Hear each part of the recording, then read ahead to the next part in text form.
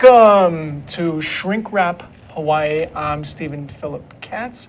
I'm a marriage and family therapist here in Honolulu, and it is my pleasure, my extreme delight, to welcome back Judith Shivani Davis, a Tantra educator, and what's the whole name again? I'm never going to remember it. I'm director of the Center for Awakened Loving and an instructor for the Source School of Tantra Yoga. So Judith has the best job in the world, I think. I do. You know, teaching people. What do you teach people? I teach people how to love. Isn't that a great job? Yeah, you know, how to love better, how to love more, how to love safely, how to love self. You know, well, basically love is the key. How did you get started doing that? You know, it's a real natural progression for me because I started my work world being very interested in massage therapy in the 70s, and so touching was a big deal to me. From there I went on to personal development work, and I was always very natural with connection, and it all kind of pulled together in the 90s when I took my first Tantra course, when I really wanted my spirituality and my sexuality to be married to each other. You know, for me, my sexual life was always a prayer. So, explain that some more. Well, I'm always praying to get sex too, but I don't think he meant it that way. No, but a lot of people also pray while they're having sex. Oh, to me, that's my cathedral. Right. Yeah. And they also use those higher vibrations of sensation and awareness to feel closer to the divine, God, goddess, or whatever they want to be calling it. And, you know, one way to look at it is the only real suffering we have in the world is when we feel we're separate from the divine. So we know that one of the results of making love, and for people, physical lovemaking, is you get that merged union. And that is when you're not separate. That seems to jive with what I do as a therapist in terms of, to me, I mean, I'm not a psychologist, I'm a marriage and family therapist. And marriage and family therapist, it's all about relationships. Right. And it's, for me, I make the assumption, and a colleague of mine said I'm a little bit of a, I don't know, frou-frou, not realistic. I think that everybody yearns for that connection, to be in relation, to be intimately known by another person. Right. And to feel that, like, I can't imagine a person that doesn't want that. Well, they're called hermits, and they're out there. Are there happy hermits? There are happy hermits. And so really, how I would love to enter a discussion with you about that is to say that that hermit, a happy hermit, is someone who has found union with their inner divine nature. And they're in a place in their lives where they actually don't feel the desire to interact with other people. That's so, to me, I mean, the worst torture that they can do to somebody is to put them in solitary confinement. You know, that's the ultimate punishment once you're already in jail, right? Don't let them have contact. For anybody who thinks that you're separate from others, from the divine nature, that we're all different objects floating in space, for anyone who really believes that, yes, that's the ultimate torture, but if for any people who are involved in a search for union or divine truth or peace or samadhi, whatever the words are in your path, there's kind of an inner knowing that we are all one, meaning there's nothing separate. So you can't really separate me by walls or by distance. So it's a very spiritual, that's a Right, very but spiritual I mean, that's side. for, I mean, you have to be in some extreme level of enlightenment, I would think, to be there, to be totally okay alone. I don't know if that's true. Totally okay to be alone. Forever. Because there's only one thing. If there's only one thing, then You can't be alone. you can't be alone. So, you know, this is like the new Enlightenment thing. There's a whole thing out there about, you know, non-dual versus dual. So, But that seems contrary to what you're teaching, right? You're teaching how to connect. right. It's a Is not needing to connect the next step? doesn't mean you don't want it. You may not need it, but you may want it. It may be a lovely activity. Oh.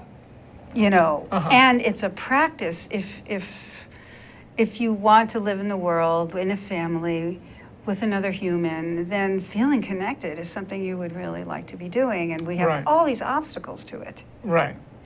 And everybody has these obstacles. They're psychological obstacles, they're physical obstacles, they're energetic obstacles, and so the world of Tantra really works with the energy of connection, weaving together. So, okay, a couple comes to you, like they come to me, and just for argument's sake, she says, I don't know what it is, he never wants to make love. And he says, you know, we cuddle, I'm fine, I don't know what's up with her, you know, we make love once in a while, why isn't that enough? What do you say? I would probably look at her and say, can you answer that? Why isn't that enough for you? I would want her to be Because able... I need to make love to feel connected. But I feel connected, he would say. I feel connected to you. And what you've got going on here is a role reversal because she's usually... I purposely did that. Okay. Okay, so she's needing some kind of proof that he loves her. Well, it's more than proof. It's, she would say, me being her, taking on that role, I don't feel it when, I mean, the feeling that we get when we're physically united, I don't get that feeling any other way. So And I hate being in this position of having to beg I you. hate feeling like I need something from you. Right. Right. It's horrible. I feel like I'm surrendering all my power to Right. you. I mean, so all my psychological lights are going off about, you know, how she needs to look at her attachment issues. And, you know, there's all that. There's the psychology underneath. Yeah, but there's the touch. Right. So Tantra would say, can we just do this for 5 minutes? Let's just put our bodies together. Maybe we'll both get what we want. We do that. We do that. We, you know, we spoon in bed, we cuddle, but I want more. So the more would have to be agreed upon. It would have to be negotiated. So what are you saying? Do you need me to have a hard lingam, hard penis for you to have more? Or do you need more time? Or do you want me to tell you I love you? What do you mean more? I love you so much. How come you can't feel it? So are you saying to me that you're uptight about that, about being hard? Are you the man or the woman now? I'm the woman. And you're the man.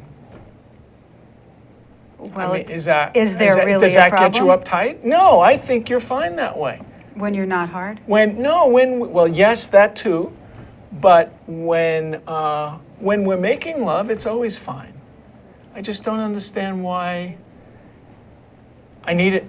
I seem to need it a lot more than Right. you. So let's drop out a role here for Okay. a minute, because there's so much indirect messages being passed back and forth that aren't really saying anything. Like, if I were in that conversation, I would realize at some point that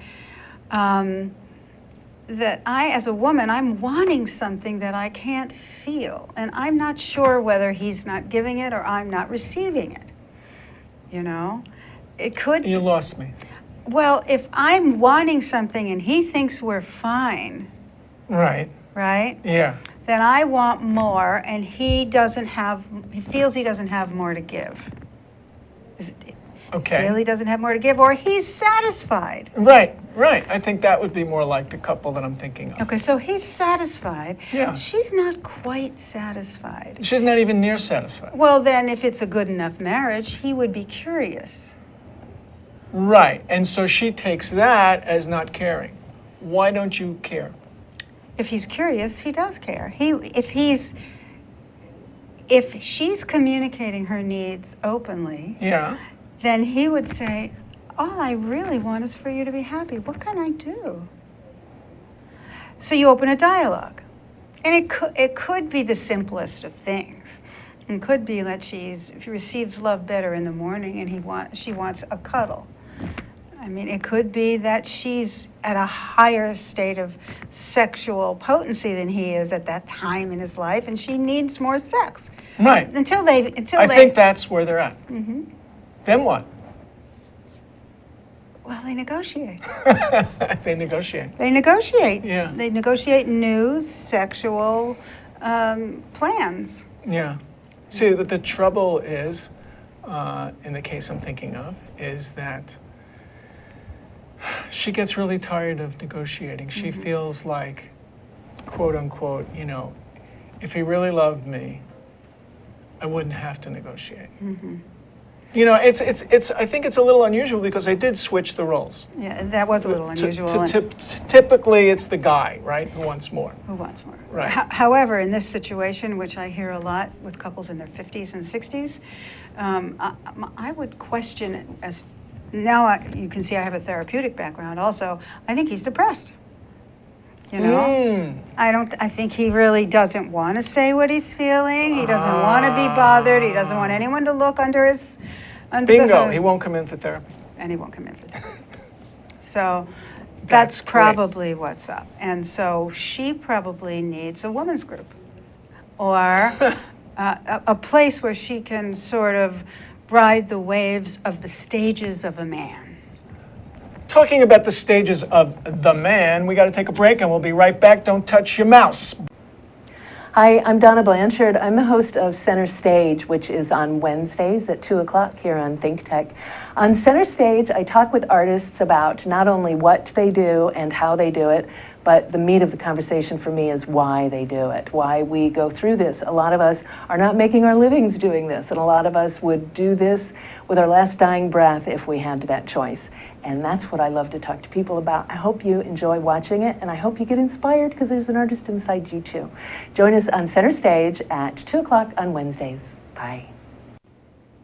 Aloha, my name is Josh Green.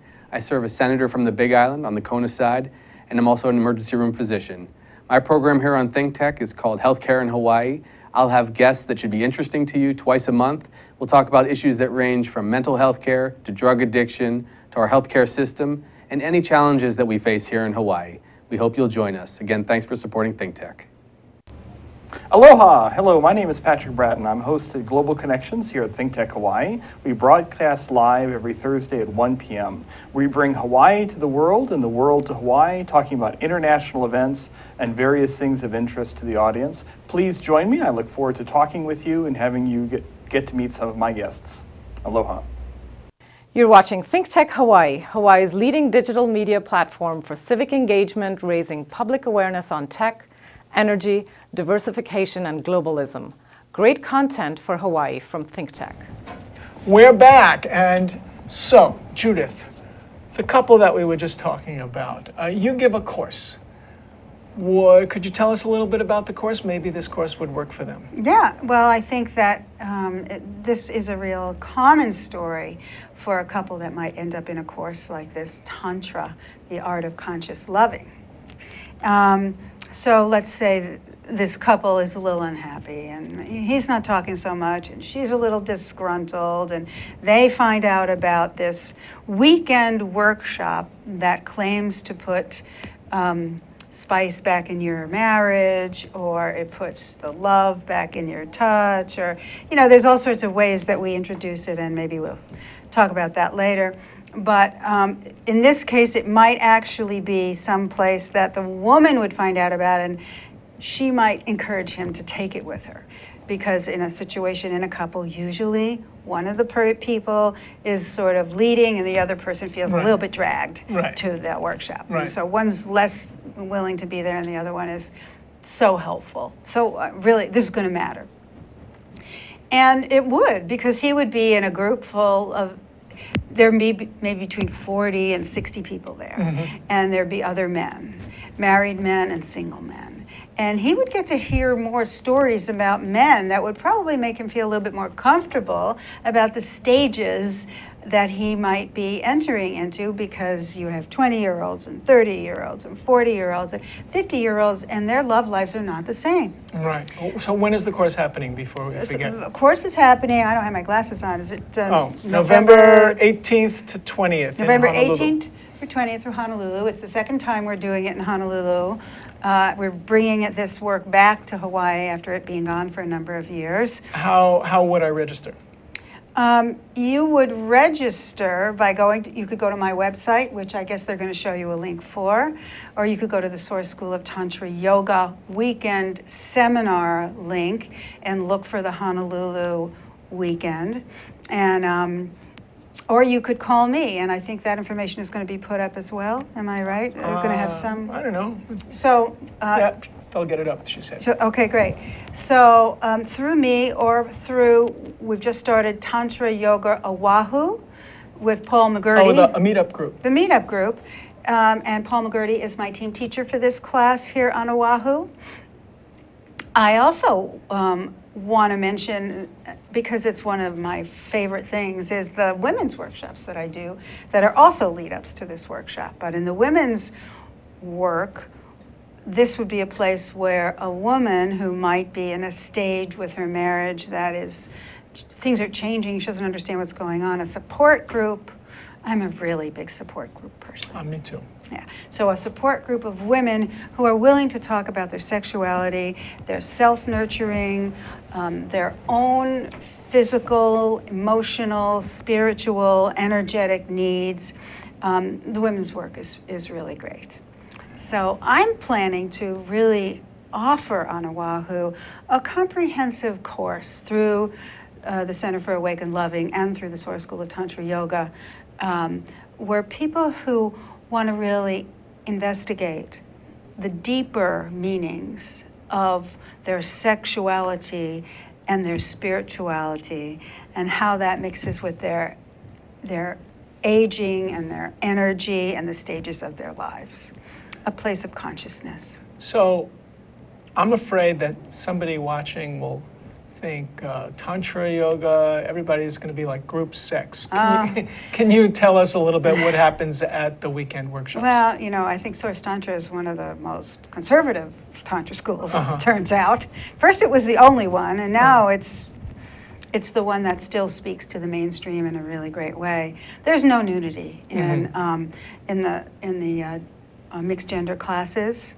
Sometimes in the women's classes there's some nudity if the women want to do some investigation like that with each other.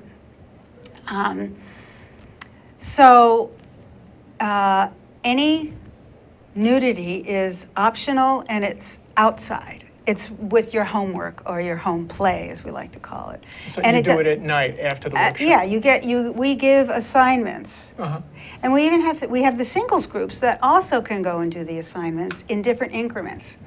Some people feel much too uncomfortable working with a man they just met to learn their own bodies in this way. But let me tell you what I found out, which I think is extremely interesting. When we get you in your women's group and your men's group as part of the weekend, the married women are invariably jealous of the single women because they can't imagine getting that vulnerable with their husbands. And the single women think, oh, I can't possibly do this with someone I don't know. And they think the married women have it all over them. And they get together in the same group, and it happens every time. They're like, oh, I wish I was doing this with a stranger.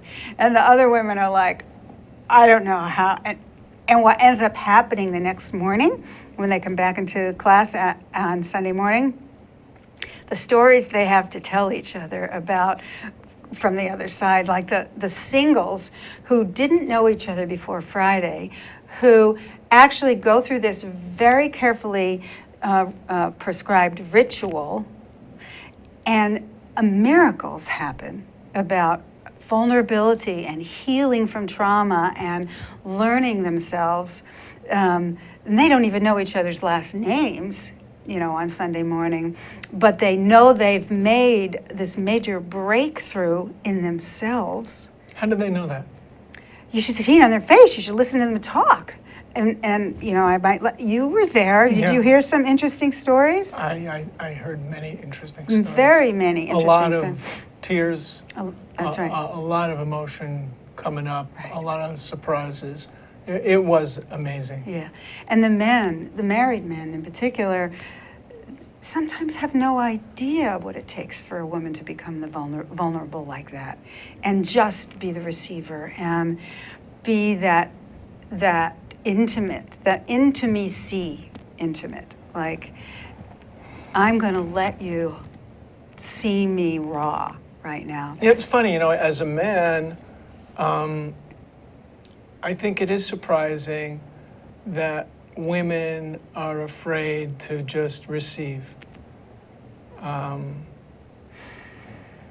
don't know why that's surprising, because I guess as a man I'm taught to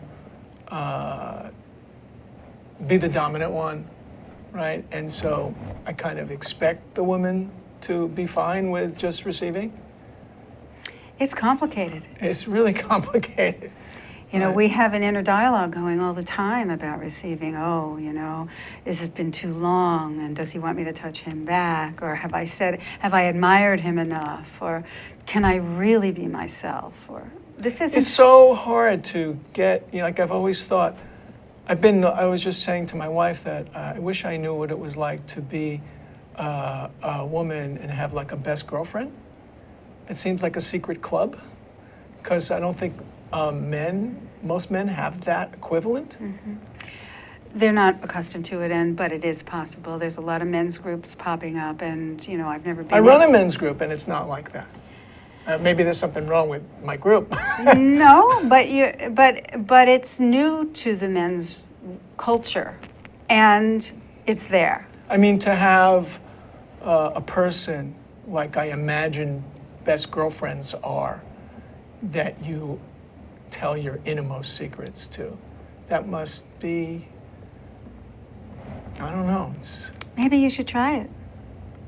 Try being a woman. I thought about it. No, maybe you should. So what prevents a man from feeling that close to someone? I don't mean to put you on the spot, but it's just a question that came up. I love talking about me. See, that's the thing, though. You also have to learn to listen about others, right? Do you know how to do that, you therapist, you? I bet you do. Yes. Yes. And so that's what women naturally do for each other. For some reason, men don't naturally do it for each other. Men, well, because men have this competition thing going on. It's like, you know. It's spaghetti and waffles. You know that one, don't you? No. Women are spaghetti, you know, it's a bowl of spaghetti, everything's connected to everything else. You can pull a strand out and it's 3 feet long, but women can totally connect it all through the bowl and find it. And men are waffles, little squares. Syrup goes here, syrup goes here, syrup goes here, and they don't touch. And when men think of something, that's what they think of. And then they're done, and then they think of something else. And that's what they think Linear. of. Yeah. First I do this, then I do this, then I do this. Just give me the manual. We are wired that way. You are wired that way. So it's not the most natural thing in the world for you to flow and open, except when you drink a little bit, which is adding the feminine into your nervous system. I found out that you don't need to drink to do that. Well, right. For me, I have to dance. Dancing is also a feminine. It brings it is Whatever. a meeting of it's great. Right. So all the activities that soften a man's edges. Uh-huh. You know. But I know that, like, when I'm in my therapist role and I have this connection, right, which you like to call energy, flowing back and forth, and I get it. I know I feel really great, and I can feel my voice drop, and I'm Right. relaxed, and I'm here, I'm present. Right, you're present and you've softened your edges. And that's why you can really pick up what another person might be feeling, but you're not confused about who you are and who the other person is. Yeah, but sometimes I'm not confused about who's who, but when I'm reading sadness in somebody, like unconsciously, I know it because all of a sudden I start crying. Mm-hmm. And somehow, That sometimes, has to convince you about energy. sometimes I think it's just, I have a word problem. Maybe that's just it. What you call energy, I call maybe being aware, being very present, being mindful about what I'm seeing. And it's getting me on like a visceral level. So instead of thinking, oh, she's sad, first I cry, and then I check back with myself and I think, oh, she must be sad. Mm-hmm. You know what I mean? I would just speak about it differently. Right. Mm-hmm. And so the world of Tantra, what we teach in this weekend and what I teach in the women's weekends and day-longs and private sessions is a way to use your energy body, your different chakra centers, to open them and close them in appropriate ways so that you can actually receive the love that's present. Back to that couple you were talking about. If she's not open in her heart to this man who thinks he's loving her, she's not going to let the love in. Chakras close and then they open. Like gates. Yes, like circular doorways. Uh-huh. Pretty cool, huh? Yeah, I have a hard time imagining that kind of stuff. But I'm getting better. It's like somebody once taught me the whole healing touch thing, and now I'm starting to maybe understand being able to feel the energy above my body. Yeah. But half of my brain thinks I'm pretending. Well, and in the beginning, you got to kind of just Yeah. speak to that part of your brain. And doing a weekend course like this with other people who are also going through this I'm going to jump period. in because we're running out of time. This weekend course is November 18th to 20th. What's your website? Awakenedloving.com, awakenedloving.com. And I have all my courses there, including all the ones I teach through Source Tantra. You can also go to sourcetantra.com. And you'll find it. And you'll find it there. I thank you so much. Sign up. You'll be happy you did. Thanks. Okay.